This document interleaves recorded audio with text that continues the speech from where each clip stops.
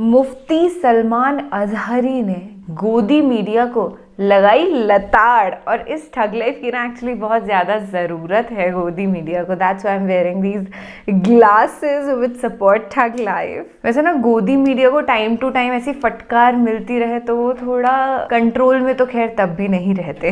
Hi hello नमस्ते जी सत श्री अकाल अस्सलाम वालेकुम। मैं निधि शर्मा इंडिया से, और जैसा कि आप जानते हैं I am totally against this गोदी मीडिया का एजेंडा प्रोपेगेंडा कि देश को बंटवारा कर दो पहले और फिर अपना शासन करो, जैसे कि अंग्रेज करते थे। अब गोदी मीडिया हम कह रहे हैं, पर गोदी मतलब कौन संचालित कर रहा है इस चीज़ को? अगर मेरे सामने बैठा हुआ मेरा प्यारा सा समझदार दोस्त मेरा इशारा समझ गया तो कमेंट सेक्शन में बताओ कि मैं किस महान देश के राजनेता की बात कर रही हूँ जिसकी वजह से ये सारी चीज़ें अपने सेक्युलर नेशन भारत पर हो रही हैं। खैर मुफ्ती साहब और हम लोग इस चीज़ के बिल्कुल अगेंस्ट खड़े होते हैं और ताउम्र खड़े रहेंगे। फिलहाल मुफ्ती साहब को सुन लेते हैं, उसके बाद होगी हमारी प्यार भरी मोहब्बत नुमा गुफ्तगू। वसलामुन अला हबीबिहिल मुस्तफ़ा अम्मा बाद। सबसे पहली बात यह है कि हिंदुस्तान के जो हालात ख़राब हो रहे हैं ये अचानक नहीं हो रहे हैं, पूरा प्री प्लान हो रहे हैं। यानी ख़ास तौर पर एक कम्युनिटी को टारगेट करना और उनको उनके जज्बात पर और उनके मुक़द्दसात पर बार बार हमले करना, जाहिर सी बात है ये कई दिनों से चल रहा है और अब के सालों में ये कुछ ज़्यादा ही गर्म हो गया है।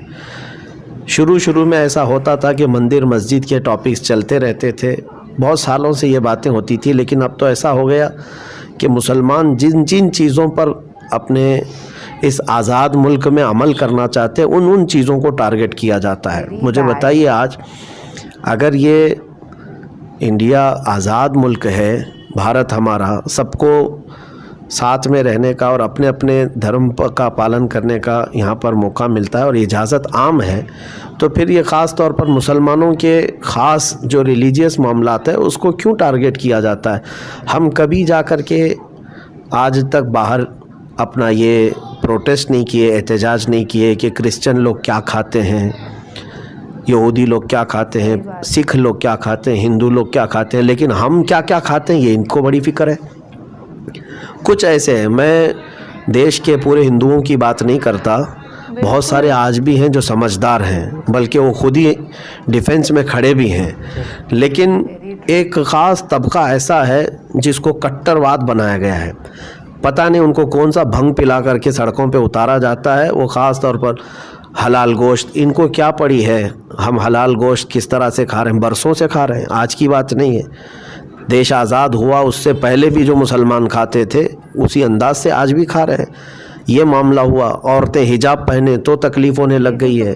भाई जब पहनने की आज़ादी है, आप कुछ भी पहन करके बाहर आओ, हम किसी को सवाल नहीं करते, पूछते नहीं हैं।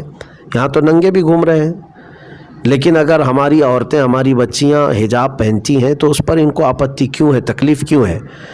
इसका मतलब ये है कि इतने कठोर दिल हो गए हैं, इतने तंग दिल हो गए हैं कि ये बर्दाश्त किसी चीज़ को करने का इनके अंदर मादा है नहीं, जिसको टॉलरेंस कहा जाता है वो है ही नहीं इनके अंदर।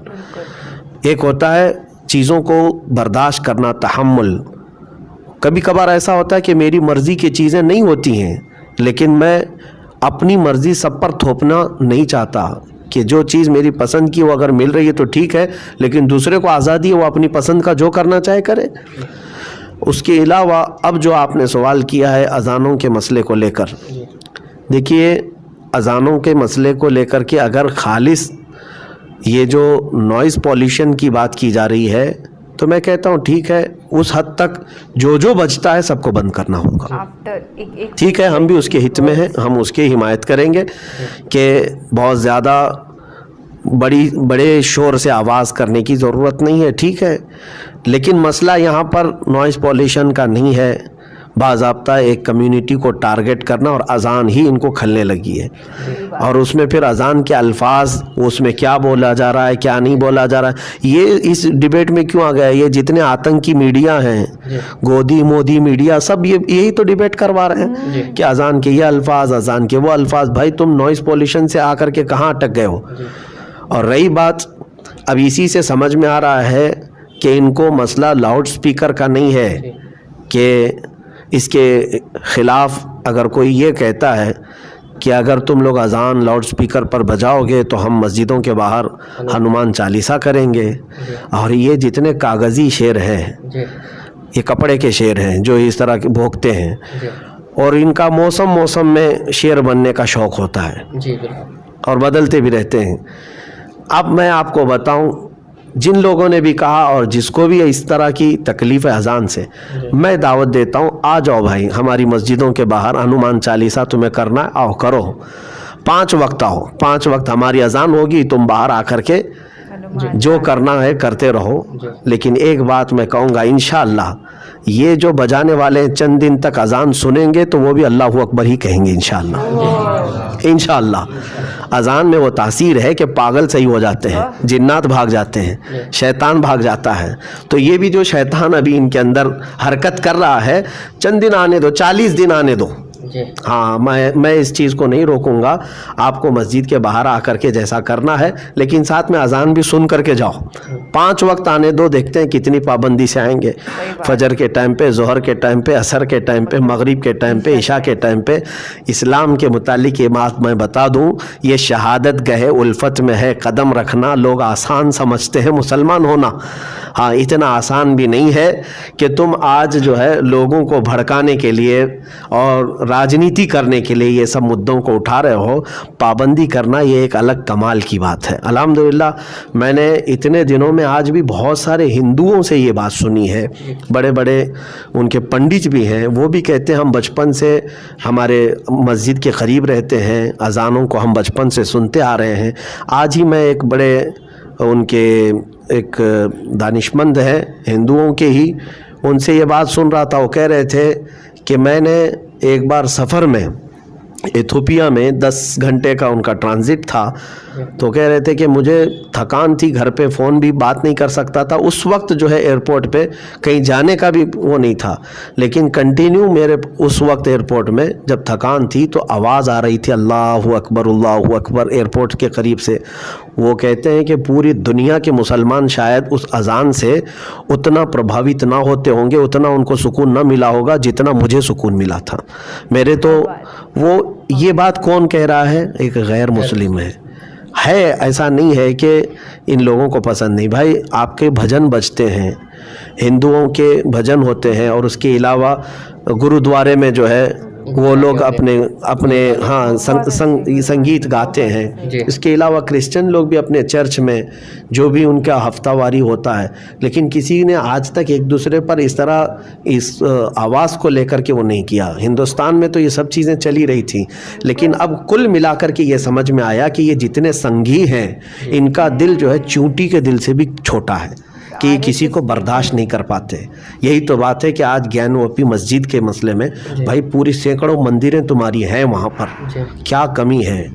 कितनी मंदिरें कितने वहाँ पर हैं, एक मस्जिद तुम बर्दाश्त नहीं कर पा रहे हो। इसी से पता चलता है कठोर दिल है। नहीं, जो बात कही जा रही है कि ज्ञानवापी आपको बता रहा हूँ मंदिर जो है वो तोड़ के मस्जिद बनाएगी, ऐसा उनका कहना है, और यही पिटीशन दाखिल की गई थी। नहीं, ये 1947 के बाद जब ये कोर्ट ने हुक्म दे दिया कि जितने भी धार्मिक स्थल हैं एज इट इज़ वैसी ही रहेंगे, शनाख्त उसी तरह वैसी रहेगी। 1947 के बाद जो मंदिर थी वो मंदिर, जो मस्जिद है वो मस्जिद। तो ये तो 1947 के बाद तो नहीं बनी है ना जी। ज्ञानवापी की तारीख तो बहुत पुरानी है जी। इसका मुकदमा तो 1937 में 35 में भी गया है कोर्ट में जी। आपको पता होगा 1935 में भी कोर्ट में इसी तरह की पिटीशन गई थी जी। और उसके बाद फिर कई मरतबा ये चलता है। लेकिन 1947 के बाद का इंडिया जो भारत आज़ाद होने के बाद ये जो कानून है कि जो भी धार्मिक स्थल है वो उसी तरह रहेगी, हत्ता कि यहाँ तक भी मैंने देखा कि इसको चैलेंज भी नहीं करना चाहिए अब आगे जा कर के। ये भी कोर्ट ने कहा है कि अगर कोई मंदिर 1947 से पहले का है तो अब कोई जा कर के उस पर भी अपना दावा ना ठोके, इसी तरह मस्जिद पर भी। तो ये चीज़ जब है मुस्तहकम है तो अब क्यों ज़रूरत पेश आ रही है इस चीज़? जिस तरह से यानी बाबरी मस्जिद का फैसला जो है राम मंदिर के हक में आया, तो उसके बाद जो है कुछ ताकतें जो है इस तरह की कोशिश कर रही है, तो क्या लगता है आपको कि मुल्क में और नफरत पैदा करने की कोशिश है? भाई हुकूमत भी तुम्हारी, अखबार भी तुम्हारा, सारी चीज़ें तुम जैसा चाहे वैसे कर लोगे। अरे देश के पॉलिटिकल लीडर्स को साथ में बैठ करके राजनीति की बातें करनी चाहिए, देश के विकास की बातें करनी चाहिए कि कैसे वो इंडिया के यूथ को आगे लेकर के जाएंगे, एजुकेशन फैसिलिटीज़ अच्छी करेंगे, हॉस्पिटल्स अच्छे बनवाएंगे, अनाथ आलयों के अंदर जो मासूम अनाथ बच्चे हैं उनको एक अच्छी तालीम देंगे, इल्म देंगे, एजुकेशन, वो अच्छे से अध्ययन कर पाएँ, ये बातें होनी चाहिए। पर बातें किसकी हो रही है? मंदिर और मस्जिद की। अगर इन मुद्दों को ज़्यादा तवज्जो देंगे ना तो देश के अंदर नफ़रतें ही बढ़ेंगी, ये सच्ची बात है। मर्यादा पुरुषोत्तम श्री रामचंद्र जी की हम बहुत बहुत इज्जत करते हैं और तहे दिल से उनका जो राम राज्य था वैसा एक राम राज्य चाहते हैं, पर ये तो बिल्कुल ऑपोजिट कर रहे हैं। उनके टाइम में कभी भी किसी इंसान को भावात्मक तौर पे सफ़र नहीं करना पड़ता था, सब लोग खुश रहा करते थे उनके राज्य में, चाहे वो कैसे भी सफ़र करते रहे। इतने महान थे हमारे राजा श्री रामचंद्र जी। और आज देखिए ये लोग क्या कर रहे हैं, उनका नाम लेकर के लोगों के अंदर नफ़रतें पैदा कर रहे हैं। इन्होंने बहुत सही बात बोली कि संघी जो है ना, ये लोग इसे बर्दाश्त नहीं कर पाते हैं। आरएसएस वाले लोगों को कोई अगर हिंदू समझता है ना, बजरंग दल के लोगों को कोई सोचे कि ये तो सनातन धर्म के हैं, तो ये तो ऐसा हो गया जैसे आप तालिबानी लोगों को सोचो ये तो मुसलमान हैं, ईमान वाले हैं। आप समझ रहे हैं ना मैं क्या कहना चाह रही हूँ, कि देश के अंदर वो टेरर मचा रहे हैं और टेरर मचाने वाले को क्या कहते हैं?